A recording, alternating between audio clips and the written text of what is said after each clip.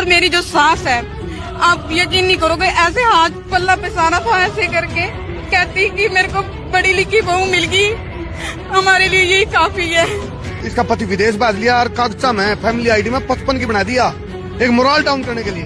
Road समाज की बेटी है, न्याय के लिए बैठी है। चलो, जो हमने यह वीडियो देखी, ये बहुचर्चित मामला था, कुरुक्षेत्र का मामला था। सीमा नाम की लड़की हमारे कैमरा पर आई थी, फिर मैंने महिला आयोग की चेयरपर्सन रेणु भाटिया जी से बात की थी और ये मैटर यहाँ पहुँच गया। एक बार राम राम कर दो जी हमारे दर्शकों ने। जी राम राम जी। आप मैडम, रिक्वेस्ट आप खड़े हो जाओ तो बहुत अच्छा रहेगा जी। Thank you ma'am. मैम देखो, आपके ऊपर बहुत बड़ी जिम्मेवारी, हालांकि तो ऐसा काम हो जाए आटा माजी सटक लियाड़ा, क्योंकि जब दोनों पक्षों की सुनते हैं ना, दिमाग की दही हो जाती होगी। तो ऐसे में जो वीडियो मैंने आपको भेजी थी, जो लिंक भेजा था, वो पक्ष आज दोनों पक्ष आपके पास आए होंगे। क्या फैसला आप लोगों ने लिया मैम? देखिए, हमारे कुछ एनआरआई केसेस को सुनते हुए लगभग 12-13 केसेस हमारे पास पिछले दिनों में आए हैं और हम 1 बाय 1 उनको अपने ऑफिस बुलाकर डेट्स दे रहे हैं और दोनों पक्षों से हम सबूत लेते हैं। जिनके लड़के बाहर हैं उनकी फैमिलीज़ को बुला के हमने पूछा। आज भी जो एक लड़की जिसका हस्बैंड डंकी वीज़ा पे चला गया, जिसको आपने भी मीडिया में दिखाया था, वो बेटी हमारे पास आई थी और हमने उसके माता पिता को बुलाया। हमने उस लड़के को भी फ़ोन किया, लेकिन अमेरिका में इस टाइम रात है तो उसने नहीं उठाया, क्योंकि लड़की के पास पासपोर्ट की अभी फ़िलहाल कॉपी नहीं है और जो डंकी वीज़ा पे जाता है उसका वहाँ पर पासपोर्ट ऐसा सुना है कि फाड़ देते हैं या देते नहीं हैं, जो भी ले जाते हैं। तो हमने पुलिस को निर्देश दिए हैं आज कि जिस जो वो भेजने वाले होते हैं बिचौलिए एजेंट्स, हम उस एजेंट को वो पकड़ के लाएंगे जो हमारे को पता लगा, और वो हमें बताएगा कि वो कौन सी कंट्री में, कौन सी स्टेट में अमेरिका के उसने भेजा है उनको। जी, तो अभी सीमा के लिए आप पुलिस प्रोटेक्शन के बीच में अपनी ससुराल में रहेगी जब? नहीं, सीमा को फ़िलहाल हमने कहा है कि उसकी चॉइस है कि अपने मदर के पास रहना चाहती है। अदरवाइज़ हम प्रोटेक्शन ऑफिसर को ऑर्डर देंगे कि पुलिस की निगरानी में उसको उसके घर भेज दिया जाए। और जो हमने लड़के के माता पिता का भी बात सुनी, वो हमने रिकॉर्ड भी की है। उसके माता पिता ने कहा कि हमारा बेटा भी बहुत लड़ाका था, उसने हमें भी मारा है और ज़बरदस्ती हमसे साइन करा के हमारी 1-2 किले ज़मीन बेचकर वो पैसा लेकर वो भी भागा है। जी जी। तो वो बार बार बोलते हैं कि हमें पता नहीं है हमारा बेटा कहाँ है, और हमने पूछा उनसे कि आप बात करते हो उससे, तो फ़िलहाल तो कभी मना करते हैं, कभी हाँ बोलते हैं। बट हमारे पास नंबर आ गया है लड़के का, हम उस पर बात करेंगे।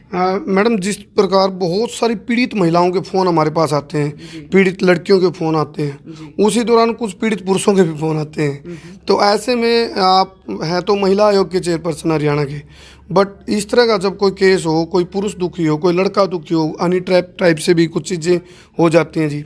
और कुछ जगह पर महिलाओं के नाम से जो कानून बने हुए हैं उनका दुरुपयोग हो जाता है, मिसयूज। तो ऐसे में कोई केस आता है तो उसमें किस तरह की भूमिका आप लोगों की रहती है? देखिए, आयोग में हर तरह के लोग आते हैं। नो डाउट हनी ट्रैपिंग के भी कई केसेस आए हैं। जब हमने पूरी जानकारी ली तो उसमें ऐसा भी निकला और हमने उनके खिलाफ भी कार्रवाई की। लेकिन 90% बेटियां परेशान हैं, उसमें 10% जो ठीक लड़के हैं उनकी वजह से हम 90% बेटियों को दुखी नहीं कर सकते।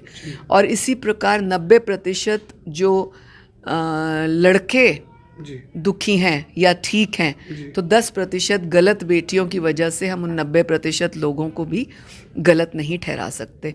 तो दोनों तरह का वर्जन है। लड़कियां भी कई जगह गलत हैं और लड़के मैक्सिमम जो ये बाहर जाने वाले केसेस हैं उनमें गलत ही पाए गए हैं।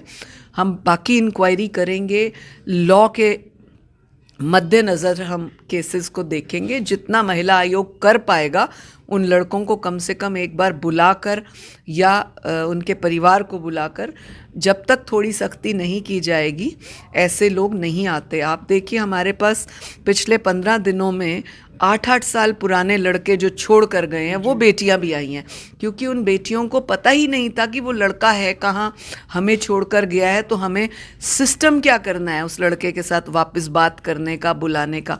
और जो 7 साल 8 साल से लड़का छोड़ कर गया है, प्रेग्नेंट बीवी छोड़ के, अब उसका बच्चा भी 5-5 6-6 साल का, 7-7 साल का हो गया, वो लड़की कहाँ जाए, क्या करे, ना वो दूसरा विवाह कर सकती है, ना वो बच्चा छोड़ सकती है, ना ससुराल वाले उनको रखते हैं, तो ऐसी बेटियों की मदद कौन करेगा। बहुत सारे लोग कई बार एंटी बातें भी करते हैं, ऑफ कोर्स उनको लगता है कि हम कुछ ज़्यादा कर रहे हैं, लेकिन अगर वो हमारे सामने आकर बैठें और केसेस को सुने और बेटियों की बात को सुने, तब वो रियलाइज़ करेंगे। मैं कहावत है, जिस पे बीते वो जाने, जिसके साथ बीतती है उसको पता होता है। अच्छा, कुछ डॉक्टर तो जाते ही दवाई दे देते हैं पेशेंट को, कुछ डॉक्टर कहते हैं दवा लेने की ज़रूरत नहीं, तो इस तरह कोई घर का उपचार कर ले, घर में ही रसोई में इलाज है। ऐसे ही सोशल जस्टिस भी है, मतलब वकील और जो खाकी वाले, उसकी बजाय सोशल जस्टिस, सामाजिक न्याय के रूप में जो झगड़े वाले पक्ष हैं, दो पक्षों में झगड़ा हो जाता है, ऐसे में कोई टिप्स, कोई सुझाव आपकी तरफ से? देखिए, हमेशा सिक्के के दो पहलू होते हैं, और इंसानियत के नाते हम सामाजिक लोगों को, चाहे वो जिस भी दायित्व पे बैठे हों, पहले हम ह्यूमन बीइंग्स हैं, फिर उसके बाद हम दायित्व पर बैठे हैं। तो मुझे ऐसे लगता है कि पहला प्रयास ये होना चाहिए कि हम दोनों पक्षों को आपसी सामंजस्य से संतुष्ट करें, बिना कोर्ट कचहरी के, बिना पुलिस की बातों के। यदि वो स्वयं बात को समझ जाते हैं और सल्यूशन ढूंढते हैं, इससे बेहतर और कोई चीज़ नहीं। अदरवाइज़, चाहे वो महिला आयोग हो, चाहे ह्यूमन राइट्स हो, चाहे बाल आयोग हो, चाहे कोई ऐसा प्लेटफॉर्म हो जहाँ पर न्याय के लिए आपको जाना है, कोर्ट हो, पुलिस थाना हो, महिला थाना हो, आपको तो बार बार जाना ही पड़ेगा अपनी बात रखने, अपना पक्ष रखने, अपने लिए न्याय मांग ले। तो उस खज्जल खुआरी से, एक शब्द ये मैं इस्तेमाल कर रही हूँ, उससे बेहतर है कि आप एक प्लेटफॉर्म पर आकर पहली बार में डिसीजन ले लें। अलग रहना है, साथ में रहना है, और जिसके साथ जो अन्याय हुआ होता है उस बात को सोल्यूशन की तरफ ले जाए, तो मेरे को लगता है वो ज़्यादा बेहतर होता है। जी मैम, आखिरी सवाल, वैसे तो आपका हमारा एक ही काम है, क्योंकि न्याय लेने के लिए लोग हमारे से वो मदद मांगते हैं मीडिया की। और मैं ये कहता हूँ, जिस तरह हमारे कुछ प्रोग्राम है मैडम, देसी अदालत है, देसी दरबार है, उसमें हम लोगों की सुनते हैं, बहुत सारी चीज़ें हम वहीं सामाजिक न्याय दे देते हैं। लेकिन आपसे मैं इस बात की उम्मीद और एक कमिटमेंट लेके जा रहा हूँ भी कुछ केसेस ऐसे होते हैं जो आपके माध्यम से ही सुलटे जा सकते हैं बतौर जुडिशरी या फिर कानूनी प्रक्रिया से, उसमें हम आपसे कमिटमेंट चाहते हैं भी इस तरह का कोई केस हमारे माध्यम से आप तक हम भेजते हैं, या फिर जो आपका प्रोटोकॉल है, तो हम आपसे ये चाहते हैं भी इस तरह के केस पे जरूर आप वो क्या करो। देखिए, ऐसे केसेस में कमिटमेंट्स नहीं होती, प्रयास होते हैं। और प्रयास का ही कमिटमेंट जी, प्रयास की कमिटमेंट का तो हमने वादा कर रखा है कि हमारे हरियाणा की बेटी देश और दुनिया के किसी भी कोने में होगी, महिला आयोग उसके लिए काम करने के लिए, उसकी सहायता के लिए हर समय 24/7 365 खुला है उसका दरबार, और वो अपनी बात को रख सकती है, बशर्ते हम बेटियों को भी एक ही बात कहते हैं, कभी भी किसी के खिलाफ गलत कार्रवाई मत करना, कभी भी कानून का दुरुपयोग मत करना, वरना कानून बेटी और बेटे दोनों के लिए बराबर है। बहुत अच्छे मैम। सीमा वाले मैटर पे मैम डीपोर्ट और इंटरपोल भी काम कर सकते हैं? वो हम उसके ऊपर वर्किंग कर रहे हैं, जब हमारे पास कागजी कार्रवाई पूरी हो जाएगी हम काम करेंगे। चलिए, thank you ma'am, thank you. महिला आयोग की चेयरपर्सन रेणु भाटिया की आपने बात सुनी। अभी वो पंचकुला के कार्यालय तक मैं हूँ। फिलहाल दोनों पक्ष बुलाए थे, जो वीडियो हमारी वायरल हुई थी, सीमा और इसका ससुराल पक्ष, दोनों पक्षों को यहाँ बुलाया। उसके बाद मैडम ने जो बात की वो आपने सुन ली। अब सीमा उस जो एक सोशल जस्टिस कह लो, या जो दफ्तर में जाके, ऑफिस में जाके जो फरियाद लगाई थी सीमा ने महिला आयोग में, उसके बाद कितना संतुष्ट हैं? क्या सीमा अभी जो मैडम ने, रेणु भाटिया जी ने जो बात कही है, बोली है, कितना संतुष्ट हुआ? पहले तो सभी को राम। जैसे कि आप सबको पता है कि पहले भी मैं मीडिया के थ्रू आ चुकी हूँ, लेकिन जैसे ही मुझे यहाँ के बारे में पता, आप लोगों के थ्रू मुझे पता चला, और मैंने वीडियो भी देखी मैडम की, तो जैसे ही मैंने 2 दिन भी नहीं मतलब गुजारे, मैं उसी टाइम मैंने सोचा कि भाई एक बार मुझे यहाँ आना चाहिए।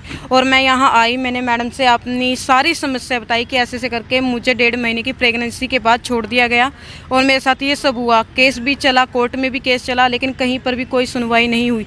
लेकिन जब मैं यहाँ आई तो मैडम ने मुझे सिर्फ एक लाइन बोली थी कि अब तुझे घबराने की ज़रूरत नहीं है, अब हम सारा का सारा तो जो भी तुम्हारे साथ अन्याय हुआ उसका न्याय तुम्हें दिलाएंगे, तुम्हारे साथ तुम्हारे बेटे के साथ जो गलत हुआ है वो भी तुम्हें उसका हक, मतलब जो भी हक है बच्चे को दिलाएंगे। तो आज मैं यहाँ आई, यहाँ आने के बाद दोनों पक्ष, जैसे कि मेरे जो ससुराल वाले हैं वो भी आए हुए थे, उनके सामने उन्होंने जो किया, वैसे तो उन्होंने झूठ बोलने की बहुत कोशिश की, लेकिन जो मैडम थे, रेणु भाटिया जी मैडम थे, मैं उनको शत प्रणाम करती हूँ कि धन्यवाद मैडम कि आपके यहाँ आने के बाद जो मैंने देखा और जैसे ही आपने जो मेरे आंखों के सामने जो मतलब जो सिचुएशन थी कि हाँ वाकई में मुझे लगता है कि पूरी दुनिया में चाहे मैं कहीं भी घूम लूँ, चाहे मैं कहीं भी घूम लूँ, मैंने कोर्ट में गई, मैंने पुलिस केस भी किया, कहीं से मुझे कोई रिलीफ या कोई भी मतलब सांत्वना नहीं मिली। लेकिन यहाँ आने के बाद मैडम से जब मैंने मैडम का देखा, तरीका देखा, वाकई में मुझे लगता है कि आज मुझे पूरी उम्मीद है 100% मुझे यहाँ से न्याय मिलेगा। मुझे 10 दिन का टाइम दिया है, उनको 10 दिन का टाइम दिया है कि 10 दिन के अंदर अंदर लड़का जो है जिसके साथ मेरी शादी हुई थी प्रदीप, उसको यहाँ पर इंडिया वापस आना पड़ेगा।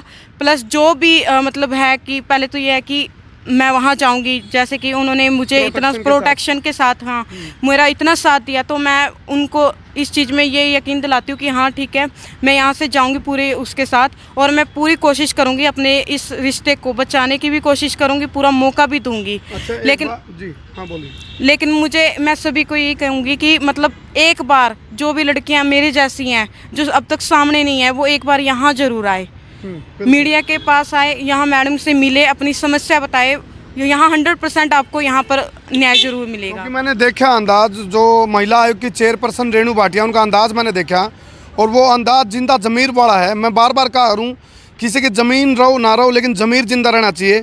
फिलहाल एक बात और आई है आपके ससुराल पक्ष की तरफ से, भाई हमें नहीं पता हमारा लड़का कहाँ है, और ये भी कह रहे हैं भी वो लड़ करके हमारे से गया है। तो मैडम भी इस बात की कह रहे हैं भी हम जांच करवाएंगे वो कौन से देश में है, उस कंट्री के कौन से स्टेट में है।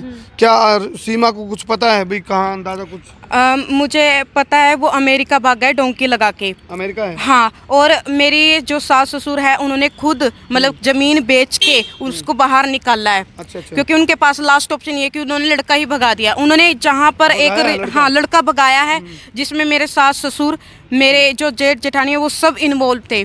बल्कि मैंने खुद एक वीडियो भी देखी थी, खैर वो वीडियो जब मैंने देखी उन्होंने फटाफट वो डिलीट करवा दी थी। मेरे ही हस्बैंड के फेसबुक पे वो वीडियो मैंने देखी थी, उन्होंने वो जब मैंने कहा कि वीडियो का लिंक है मेरे पास लिंक नहीं है, उन्होंने जब मैंने बोला ना कि अच्छा ये केक काट रहे हैं तुम लोग, जब तुम बाहर भाग गए थे तो इसने केक काटा है, तो उसने फट से डर के मारे वो वीडियो जो थी वो डिलीट कर दी थी।